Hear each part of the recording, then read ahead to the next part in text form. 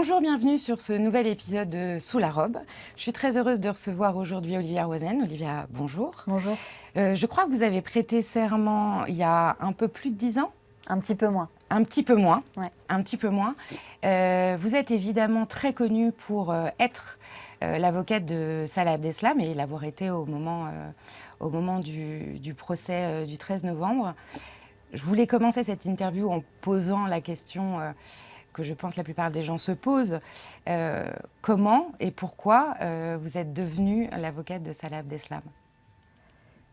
Alors, comment c'est parce que celui-ci m'a contacté et qu'il a choisi que j'intervienne sur sa défense. Pourquoi? C'est pas très, très compliqué, je pense. C'est simplement que c'est un dossier qui est passionnant. C'est un dossier qui représente vraiment le paroxysme de la défense pénale. Et donc, lorsqu'on est avocate pénaliste, c'est un peu le dossier d'une vie, c'est vrai. C'est le dossier dont on rêve. Et lorsque je reçois un courrier de Salah Abdeslam en août 2018, j'avais 2 ans et demi de barreau à ce moment-là. Et Début de carrière. C'était un tout début de carrière et il est vrai que je ne m'attendais pas forcément à recevoir ce courrier-là et je ne m'attendais pas à avoir un dossier d'une telle ampleur aussi rapidement. Donc, pourquoi j'y vais? Parce que il y a des choses à faire en fait en matière de défense, il y a des choses à dire et puis surtout je vois que c'est une personne que j'ai envie de défendre. Voilà, et je pense que c'était le critère principal qui m'a fait aller et intégrer cette défense-là, c'est que c'était une personnalité dans laquelle je pouvais entrevoir d'ores et déjà des arguments, et ça relève en partie de l'intuition, hein. Savoir si on va réussir à produire quelque chose d'intéressant et d'audible surtout en matière de défense, savoir si on va avoir la latitude nécessaire aussi. Mais j'ai eu l'impression qu'il y avait véritablement une opportunité et surtout une marge de manœuvre. Ouais. Et peut-être une dernière chose, en tout cas en tant qu'avocat de Salah Abdeslam, parce que je pense qu'on n'avait pas tous on ne vivait pas tous la même expérience, à mon avis, sur les bancs de la défense, même s'il y avait une certaine solidarité. Il n'empêche qu'être l'avocat de celui qui incarne la figure des attentats du 13 novembre, ça nous met un peu à part. Et de notre côté, avec Martin Vett, qui m'accompagnait dans cette défense, je crois qu'on a eu peut-être l'insouciance nécessaire pour nous dire, même si c'est un dossier où, a priori, il n'y a que des coups à prendre, on va quand même s'y essayer. Parce qu'on a des convictions qu'on a envie d'honorer et surtout, on a la confiance de celui qu'on assiste. Et là aussi, on a envie de pouvoir honorer cette confiance-là. Le 8 septembre 2021, l'audience commence. Dans quel état d'esprit vous êtes ? Dans quel état d'esprit je suis à ce moment-là? Je me souviens que j'avais hâte que ça commence. J'avais hâte que ça commence parce que les derniers jours qui précédaient le début du procès, on commençait à s'impatienter un peu et on avait envie de pouvoir enfin toucher du doigt cette audience et commencer à voir comment les choses allaient se mettre en place. Et en fait, on en avait assez de la préparation, quoi.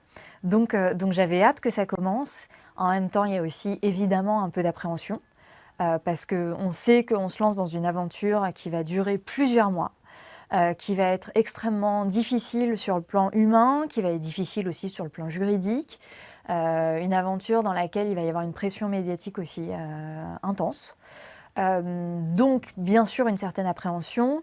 Mais je pense vraiment que le sentiment qui dominait, c'était d'avoir envie que ça commence pour pouvoir commencer, même si c'était le tout premier jour, mais commencer à poser les jalons un peu d'une défense. Donc voilà, il fallait que ça ait lieu et c'était très bien que ça s'initie à ce moment-là.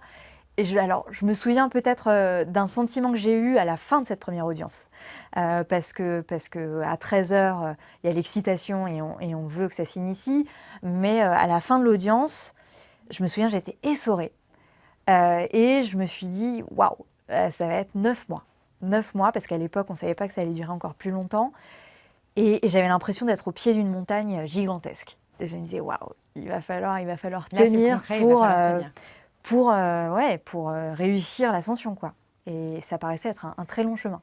C'était un procès hors norme, évidemment, puisque c'est le procès des attentats du 13 novembre, 2380 parties civiles, d'énormes moyens, notamment la simple construction de la salle d'audience, c'était 8 millions d'euros. C'est quelque chose, j'imagine, dont on peut se féliciter. Est-ce que, de votre point de vue, les moyens ont été suffisants ? Les moyens, ils ont été mis. Oui, ça, on ne peut pas dire. Parce qu'il y a effectivement, comme vous le disiez, la construction de cette salle entièrement dédiée à ce procès-là, qui a été faite exprès, avec de très gros moyens. On sent que tout était vraiment joli, avec du beau bois, avec des sièges plutôt confortables pour la défense et les uns les autres. Oui, on a mis les moyens de ce côté-là. Les moyens, on les a mis aussi en termes de calendrier, parce que c'est un procès qui s'est étendu sur 10 mois. C'est rare d'avoir un procès aussi long. C'était un procès qui est inédit par sa longueur dans le temps. Donc là aussi, c'était des moyens importants. On avait un certain nombre d'avocats généraux. On avait aussi pas mal de magistrats professionnels, en tout cas plus nombreux que les 5 normalement dédiés à la cour d'assises spécialement composée. Donc, on avait des écrans, c'était très moderne. Non, vraiment, en termes de moyens, c'était, je pense qu'on pouvait difficilement faire mieux. Là où j'aurais peut-être une critique à faire, c'est que ce procès était un peu ce qui se voulait être une vitrine de la justice française. La difficulté, c'est que la justice française, elle n'a pas tous ces moyens-là, normalement. C'est un peu pour ça que je vous posais la question. Ah ouais, cette justice, elle ressemble pas du tout à la justice qu'on peut côtoyer au quotidien. Donc au quotidien, ça va beaucoup plus vite. On entend moins les gens, moins longtemps. On a moins de moyens aussi. Les salles sont plus mal foutues. Donc j'ai l'impression que c'était un peu donner une vision faussée de la justice parce que généralement, ces moyens-là, on les a pas. Côté parquet national antiterroriste, il y a eu un souhait d'enregistrer l'ensemble des débats en vidéo. C'est une demande qui a été faite et qui a été acceptée. Pour mémoire, ça a été aussi le cas dans d'autres grands procès, comme celui de Klaus Barbie ou de Maurice Papon et de Charlie Hebdo. A priori, je crois que c'est 50 ans, le temps pendant lequel on ne pourra pas visionner, le grand public ne pourra pas avoir accès à ces images. Donc je voulais vous demander, vous qui étiez là, s'il y a un moment, une image qui pour vous aurait mérité d'être vue du grand public, ça aurait été laquelle ? C'est dur comme question, c'est hyper dur de choisir parce que pendant 10 mois, il y a eu plein de moments qui ont été extrêmement importants. Après, il y a juste une chose peut-être que je pourrais craindre avec le fait de sélectionner quelques épisodes, c'est que finalement ça retranscrive peut-être pas fidèlement l'espèce d'alchimie qu'il a pu se créer tout au long de ces 10 mois. Jean-Louis Perriez parle de symbiose. Donc on sent qu'il s'est, en tout cas humainement, alors les termes sont assez difficiles à entendre, mais ce que ça semble désigner, c'est l'aventure humaine que vous avez collectivement vécue pendant le procès. Oui, alors il y a eu une aventure humaine, ça c'est certain. Symbiose, je ne sais pas si j'irai jusque-là. Oui. Après, il y a eu une atmosphère très spéciale. J'avais pas forcément l'impression que les magistrats ont eu la possibilité vraiment de toucher du doigt cette atmosphère-là parce qu'ils se retirent aux suspensions, parce qu'ils n'ont pas la possibilité de parler avec tout le monde. Or, il est vrai que lorsqu'on a avocat... Ils sont pas là aux Deux Palais quand vous vous retrouvez tous, ce dont on a pas mal entendu parler. Exactement, c'est vrai qu'on a beaucoup fréquenté les Deux Palais, peut-être un peu trop, mais je crois que c'était nécessaire. Il s'est passé quelque chose, oui. Je pense qu'il y a eu quelque chose qui s'est créé entre tous les acteurs du procès et tous les acteurs qui surtout pouvaient se voir aux suspensions, qui pouvaient discuter autour de la machine à café, qui pouvaient discuter autour d'une bière. Il y a eu quelque chose qui s'est passé qui peut-être pourrait pas être complètement retranscrit par la sélection d'un petit passage de l'audience. Est-ce que c'est ça aussi l'intérêt de la justice ?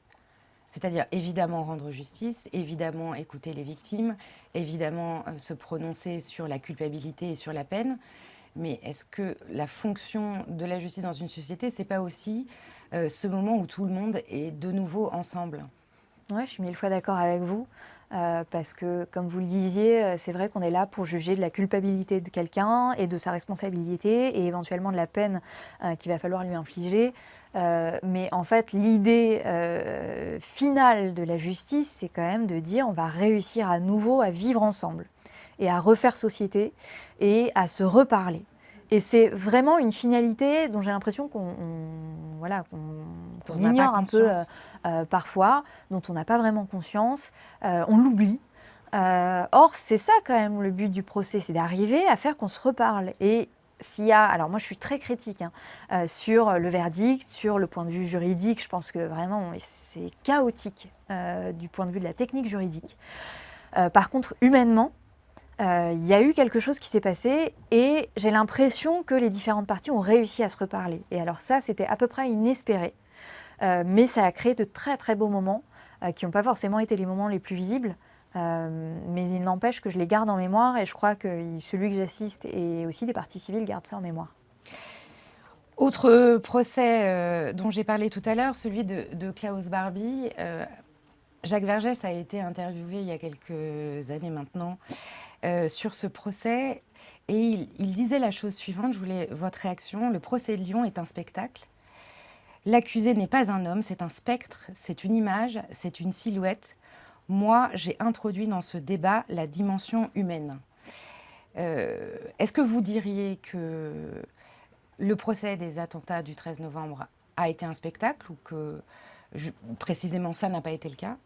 Et est-ce que vous diriez aussi que votre rôle a été d'introduire l'humanité? Dire que le procès du 13 novembre était un spectacle, non, je dirais pas. Même s'il y avait une dimension médiatique très importante. Hein. Il y avait un nombre de journalistes qu'on n'avait jamais vu, qui venaient de par le monde. Donc oui, il y a une dimension, on va dire, au moins très publique, oui.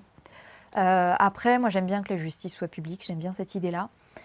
Donc de ce côté-là, je trouvais ça important. Plus c'est quelque chose, enfin les attentats, ils ont heurté l'entièreté de la société française. Donc il était nécessaire aussi qu'il y ait cette publicité-là et surtout que les médias puissent retranscrire autant que possible ce qui se passait au sein de la salle d'audience et puissent l'amener à l'extérieur. Donc ça, c'est une chose voilà, qui me semblait inévitable et que je comprends.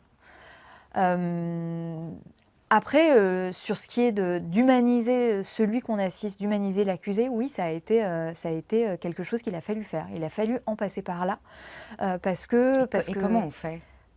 C'est pas simple, mais Abdeslam, en fait, c'est la figure du 13 novembre, et c'était pas le seul à être jugé, mais il était jugé en tant que figure, et en fait, il a fallu essayer de sortir un peu de ça, déjà en le faisant parler. Oui, c'était l'un de vos objectifs. Alors c'était un objectif, ce que j'explique parfois, c'est que ce n'était pas une condition à mon intervention. Donc j'ai pas dit soit vous parlez, soit je m'en vais, non. Par contre, j'ai pu conseiller. J'ai pu conseiller et ensuite libre à lui de faire les choix qu'il souhaitait. Je le laisse libre, je ne le force pas, avec une condition de réciprocité aussi. Il me laisse libre, il ne me force pas. Et donc, je fais la défense que je souhaite. Et lui intervient comme il le souhaite. Et ensuite, à charge pour moi de savoir l'expliquer, mais comme je le souhaite aussi. Donc ça, c'était quelque chose qui était moral, en tout cas. Exactement. C'était un défense. contrat. Ouais, c'est ça. C'était un contrat moral. En fait, chacun respecte l'indépendance de l'autre. Et j'ai ma latitude pour exercer comme il faut. Donc ça, c'était important. Et après, lui redonner forme humaine, le fait qu'il participe à son procès, déjà, c'était quelque chose d'important. Le fait qu'il arrive à expliquer beaucoup de choses, à la fois sur lui et à la fois sur les faits qui lui étaient reprochés, ça a été une dimension importante. Et puis, en fait, montrer qu'on n'a pas peur de lui, montrer qu'on discute avec lui. Est-ce que vous avez eu peur? Parce que c'est une question qu'on se pose forcément. Non, j'ai pas eu peur. Non, j'ai pas eu peur et je pense que si j'avais eu peur, j'y serais pas allée. Donc généralement, j'arrive pas avec une notion de peur. Si à un quelconque moment c'était arrivé, je pense que ça aurait été beaucoup plus difficile pour moi d'intervenir. Là, à aucun moment j'ai eu peur, à aucun moment je me suis sentie en danger ou menacée ou quoi que ce soit. En fait, je suis assez sûre de moi. Je sais, et je pense que j'arrive à peu près à discerner ce qu'il en est dans l'œil de celui que j'assiste. Salah Abdeslam a été condamné à la perpétuité incompressible, ce que vous avez qualifié de mort blanche. Qu'est-ce que vous entendez par là et est-ce que précisément c'est ça que vous souhaitiez éviter? Oui, c'est exactement ça que je souhaitais éviter. En fait, la perpétuité incompressible, c'est une peine qui était très très peu donnée, qui est beaucoup plus donnée récemment, puisqu'on a eu encore 3 ou 4 exemples l'année qui nous précède. Mais c'était une peine qui avait été donnée seulement 4 ou 5 fois avant Salah Abdeslam. Donc normalement, c'est d'une certaine rareté. C'est une peine qui avait été envisagée, on avait envisagé de l'instaurer au moment où on a aboli la peine de mort pour faire une espèce de peine de substitution, mais Badinter s'était opposé à ça en disant bah non, il ne faut pas remplacer un supplice par un autre supplice. Donc il avait résisté. Malheureusement, bah, maintenant on n'y résiste plus. Et en fait, la perpétuité incompressible, c'est de dire à quelqu'un que potentiellement il ne ressortira jamais, mais surtout qu'il ne pourra jamais demander à ressortir. Donc c'est un double verrou, c'est-à-dire c'est pas une perpétuité simple où on peut demander et peut-être se voir refuser une sortie, c'est le fait On ferme la porte. de fermer la Procéduralement, il n'y a porte. plus d'ouverture. Voilà, c'est un trou de souris, c'est infime. Et donc là, ce qu'on dit à Abdeslam, c'est qu'il n'aura jamais le droit de revoir le jour. Alors, en fait, j'entends tout à fait les critiques qui peuvent exister et qui peuvent nous dire, bah, écoutez, c'est suffisamment grave quand même pour dire une chose pareille et le condamner de manière irrémédiable d'ores et déjà. En fait, c'est pas la philosophie de notre droit, c'est pas la philosophie de nos principes. Et là encore, je cite Robert Badinter, mais parce qu'il a dit tellement de choses formidables que je peux difficilement les oublier. C'est que on empêche en fait un homme de devenir meilleur. On empêche un homme d'accéder à la rédemption. Et là, on va à l'encontre de toutes nos valeurs. Et pourtant, moi, je les trouve fortes, nos valeurs. Et c'est aussi pour ça que je fais ce métier. Je vous pose une question de procédure, mais évidemment, je ne dis pas que vous l'envisagez ni que c'est envisageable. Il y a quelque chose qui est possible. Est-ce que c'est possible dans cette situation? Est-ce qu'on pourrait imaginer que dans 10, 20, 30, 40, 50 ans, peu importe le temps qui s'est écoulé, vous pourriez demander une grâce sur la peine? À part que c'est... Non, parce que comme vous indiquez procéduralement, tout est fermé. Je me demandais, mais juste d'un point de vue technique, si ça fait encore partie des choses qui sont possibles. Ça fait partie des choses possibles, mais alors là, ça me paraît particulièrement inenvisageable. Inenvisageable, surtout avec ce calendrier, etc. Là, ça me paraît particulièrement inenvisageable. Donc, j'en sais rien. Ça se trouve, dans 50 ans, je vais dire autre chose. Et c'est ça que j'aime bien aussi, c'est laisser à quelqu'un la possibilité de changer, ce qu'on ne permet pas avec la perpétuité incompressible. Je vous pose la question parce qu'on va tout de suite venir rapidement sur la demande de justice restaurative et que les critiques qu'on a entendues sur ce projet, c'est est-ce que tout ça est fait de manière artificielle pour essayer d'obtenir quelque chose plus tard. C'est pour ça que, comme vous disiez, toutes les options sont fermées. Je voulais m'assurer que toutes les options étaient fermées. Voilà, il y a un procès d'intention sur cette démarche. C'est pour ça que je voulais vous poser cette question. Donc on va y venir tout de suite. Vous avez indiqué que Salah Abdeslam souhaite de s'engager dans une démarche de justice restaurative. Est-ce que déjà vous pouvez expliquer ce que c'est, sachant que de toute façon je crois que le parquet a rappelé qu'éventuellement il y aurait une commission et qu'il faudrait prouver qu'il s'est éloigné du chemin de la radicalisation et que du coup sinon il ne pourrait pas. Donc c'est pas du tout une option confirmée aujourd'hui, mais voilà, qu'est-ce qu'est la justice restaurative et pourquoi votre client souhaite s'engager là-dedans? Alors, ça me fait doucement rire, hein, le parquet qui vient ajouter des conditions que la loi ne prévoit pas pour répondre à cette annonce qui n'en était pas une. Hein. Je vous dis très sincèrement, ça n'en était pas une, mais c'était simplement un des éléments qui venait peut-être permettre de corroborer l'idée selon laquelle Abdeslam évolue en détention. Donc j'explique qu'il a accès à l'éducation, j'explique qu'il a pu présenter des excuses aux victimes, j'explique aussi qu'il aimerait bien pouvoir parler avec elles. La démarche de justice restaurative, elle est extrêmement importante. Elle est instaurée depuis peu, hein, finalement, dans notre droit. Elle a été vraiment réglementée à partir de 2014, donc c'est tout récent.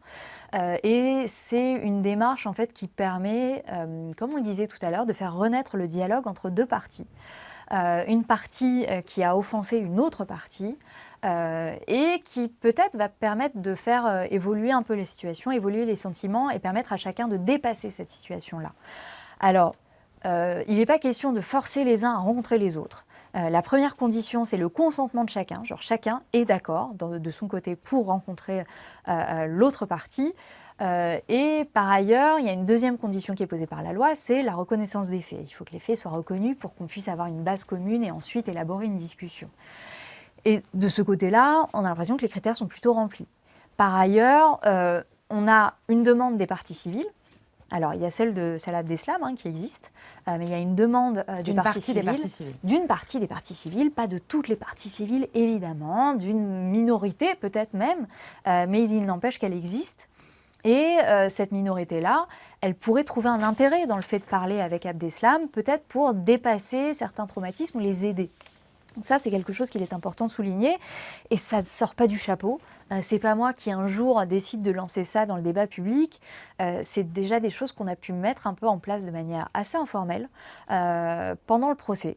C'est-à-dire que certaines parties civiles ont pu manifester leur souhait de discuter, pas très longtemps, mais quelques minutes, avec Abdeslam et avec l'autorisation du président. On a pu avoir ces moments d'échange avec 3-4 parties civiles aux suspensions en fin de journée. Et c'était des moments qui étaient extrêmement forts. Et je vous dis, c'était pas réglé, c'était pas... Mais on a senti que ça avait un très gros impact à la fois sur celui que j'assiste et à la fois sur les personnes qui avaient demandé la mise en place de cette rencontre. Donc c'est pas vain, quoi. C'est pas vain. Est-ce que vous...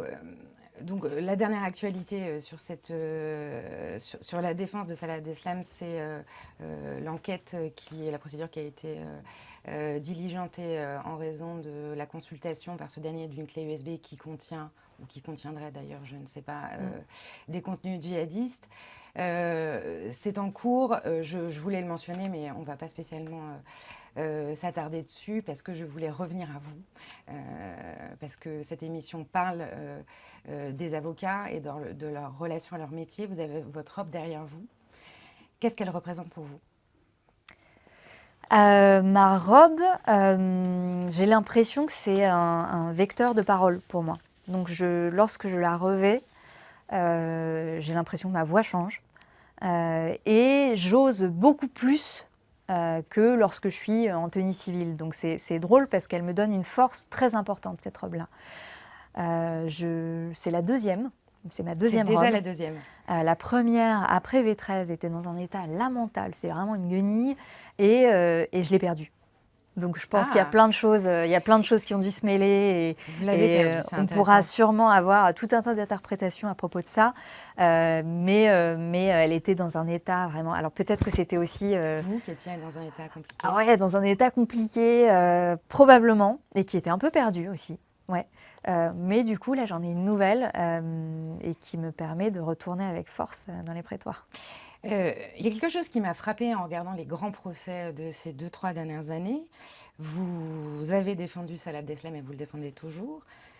Jacqueline Lafont a défendu Éric Dupond-Moretti, l'un des principaux accusés dans le dossier Lafarge. Le dossier Pellico, de Dominique Pellico a été l'un des dossiers les plus commentés médiatiques de l'année dernière. Il est défendu par Béatrice Zavarro. Est-ce que les femmes pénalistes ont, selon vous, gagné la bataille de l'égalité ? Gagner la bataille, ça me paraît beaucoup dire. Par contre, gagner du terrain, oui. Oui. Pourquoi je dis qu'on n'a pas forcément encore gagné la bataille? C'est parce que tout récemment, j'ai encore pu voir une vidéo d'un confrère qui va nous expliquer qu'il ne faut pas être une femme pénaliste parce que c'est quand même très compliqué entre confrères, parce que les magistrats vous écoutent moins et parce que finalement, les personnes qu'on assiste n'ont aucune considération pour vous. Et je me dis, mince, on est quand même en 2025 et on arrive à avoir encore des discours comme cela. Ouais, je Il y avait commence quelque parce chose d'un peu suranné dans sa bah, réaction. complètement suranné et c'est là qu'on voit qu'il y a encore, alors pas parmi tous les esprits, mais qu'on peut avoir quand même, certaines consciences un peu old school, un peu, vintage, je ne sais pas comment qualifier ça, mais qui n'ont pas encore pris la mesure, du fait que les femmes pénalistes ont tout à fait leur place, dans ce milieu-là. Et sont sur les plus gros dossiers depuis 2 ans. Donc, Exact. il y a quand même quelque chose Ouais, qui s'est même passé. peut-être depuis un peu plus Un peu longtemps, plus mais longtemps, c'est vrai que là récemment, on a vu on quand le même voit certaines figures émerger et je crois qu'il faut accompagner ce mouvement et surtout jamais penser que c'est acquis, parce que je Qu'est-ce crois que pas que ce soit acquis. pour vous, c'est quoi une bonne pénaliste? Une bonne pénaliste, un bon avocat pénaliste ou une bonne avocate pénaliste? Comme vous voulez. C'est dur comme question, mais on va dire non genré et on va dire valable pour les hommes et les femmes, mais je pense que c'est quelqu'un qui ose, quelqu'un qui sait s'indigner. Alors pas à tort et à travers, pas n'importe quand, mais qui quand même a la capacité de réagir sur Et le le bien goût de fondé de certaines lois. l'indignation, vous direz qu'il faut un certain plaisir à l'indignation ou une capacité Je sais pas à si c'est un l'être? plaisir, moi j'ai pas forcément de plaisir à être indignée, genre parfois ça me navre en fait, d'être confrontée à certaines situations me navre. Donc non, j'aimerais bien que les choses se passent mieux, j'aimerais bien que les lois soient mieux faites, j'aimerais bien que les juges fassent mieux leur boulot, j'aimerais bien que les confrères parfois fassent mieux leur travail. Bref, j'ai tout le temps, oui j'ai un esprit qui ne se satisfait pas facilement en fait. Et non pas que j'y trouve beaucoup de plaisir, parce que parfois ça fait un peu souffrir, franchement, mais par contre je pense que c'est important d'avoir un niveau d'exigence élevé, à la fois vis-à-vis de tous les acteurs du droit, vis-à-vis de nos lois, vis-à-vis de l'administration pénitentiaire, vis-à-vis de tout le monde. C'est Voilà. l'exigence. Ouais. Pour terminer cette émission, je vais vous poser des questions. Je veux bien que vous répondiez de manière un peu courte, si c'est possible. Ouais. Dans le désordre, avec ou sans IA, votre métier? Dans ce cas-là, c'est moi qui vais être un peu old school, je vais dire sans. Je l'utilise pas trop. C'est pas trop votre truc. Non. Est-ce que Gérald Darmanin est venu voir Salah Abdeslam en prison? Étonnamment, non. Votre dernier livre que vous auriez lu, que vous avez lu, je vous le souhaite? Alors, dernier livre que j'ai lu, c'est peut-être pas le dernier, mais en tout cas un qui m'a le plus marqué, ça s'appelle Les 7 pendus de Leonid Andreïev, c'est un auteur russe, qui est vraiment un ouvrage particulièrement fort parce qu'on voit 7 personnes qui arrivent au jour de leur mise à mort. Est-ce que l'écriture, c'est un projet? Ah, bah, peut-être. Peut-être. Robert Badinter ou Gisèle Halimi? Ah, c'est moche. Ouais, c'est moche. C'est Ouais, moche. je sais, c'est moche. C'est moche et du coup je vais dire Balimi. Balimi. Qu'est-ce que je peux vous souhaiter, Olivia Ronen? Bah, quelque chose de sympa, après je sais pas ce que vous voulez, mais... Eh ben, je vous souhaite quelque chose de sympa. On en parlera après l'émission. Un grand Parfait. merci. Merci à vous.